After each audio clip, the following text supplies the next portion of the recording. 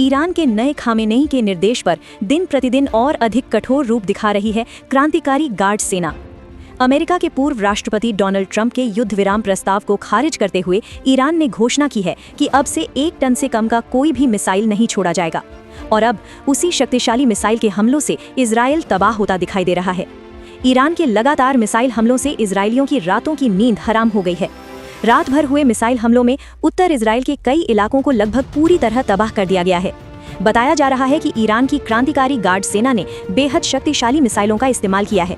इन हमलों में इजराइल की प्रमुख हवाई रक्षा प्रणालियां आयरन डोम और डेविड स्लिंग भी भारी नुकसान झेल चुकी हैं। रात भर चले शक्तिशाली हमलों के बाद अब इजराइल की अग्रिम चेतावनी प्रणाली को भी ईरानी सेना ने ध्वस्त कर दिया है। इसके कारण मिसाइल गिरने से पहले ही नागरिकों को चेतावनी तक नहीं मिल पा रही है। इसी बीच ईरान ने एक बार फिर नए सिरे से मिसाइल हमला किया है।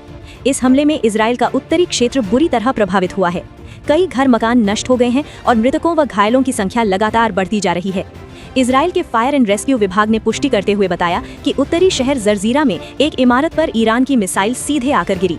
इससे कई घर क्षतिग्रस्त हो गए और घटनास्थल पर आग लग गई। इजराइल की आपातकालीन सेवा एजेंसी ने बताया कि कुल 58 लोगों को उपचार दिया गया है। फायर एंड रेस्क्यू विभाग द्वारा जारी तस्वीरों और वीडियो में साफ देखा जा सकता है कि हमले में एक इमारत गंभीर रूप से क्षतिग्रस्त हो गई है। सड़कों पर मुड़ी तोड़ी गाड़ियां और मलबा बिखरा पड़ा है। इजरायली सेना का कहना है कि उत्तरी क्षेत्र में सायरन बजने के बावजूद ईरानी मिसाइलों का पता लगाने से पहले ही भारी नुकसान हो गया।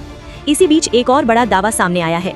कुछ दिन पहले हुए मिसाइल हमले में इजराइल के प्रधानमंत्री बेंजामिन नेतन्याहू और उनके छोटे भाई की मौत हो गई है। ऐसा दावा पूर्व अमेरिकी खुफिया अधिकारी स्कॉट रिटर ने किया है। हालांकि इजराइल सरकार ने इस दावे को अफवाह बताते हुए खारिज कर दिया है। फिर भी अभी तक इस मामले में कोई ठोस प्रमाण सामने नहीं आया है।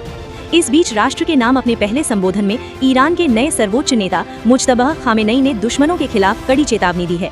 उन्होंने कहा, हम अपने शहीदों के खून का बदला जरूर लेंगे। दूसरी ओर यमन और इराक के कुछ सशस्त्र समूहों ने भी ईरान को समर्थन देने की घोषणा की है। इन समूहों ने कहा है कि वे इस संघर्ष में ईरान के साथ हैं। इसी वजह से अब अमेरिका के कुछ महत्वपूर्ण स्थानों जैसे कैलिफोर्निया पर संभावित हमले की तैयारी की चर्चा भी सामने आ रही है। उधर युद्ध विराम को लेकर ईरान ने 3 कड़ी शर्तें रखी हैं, जिनसे अमेरिका और इजराइल की चिंता बढ़ गई है। अब सबसे बड़ा सवाल यही है कि क्या डोनाल्ड ट्रंप और बेंजामिन नेतन्याहू ईरान की शर्तें मानकर युद्ध रोक देंगे या फिर सीमित संसाधनों के साथ ही ईरान के खिलाफ लड़ाई जारी रखेंगे। इस पूरे घटनाक्रम पर अब पूरी दुनिया की नजरें टिकी हुई हैं, क्योंकि आने वाले दिनों में ये संघर्ष वैश्विक राजनीति और सुरक्षा पर बड़ा असर डाल सकता है। ऐसी ही बड़ी और सटीक खबरों के लिए देखते रहिए पत्रिका न्यूज।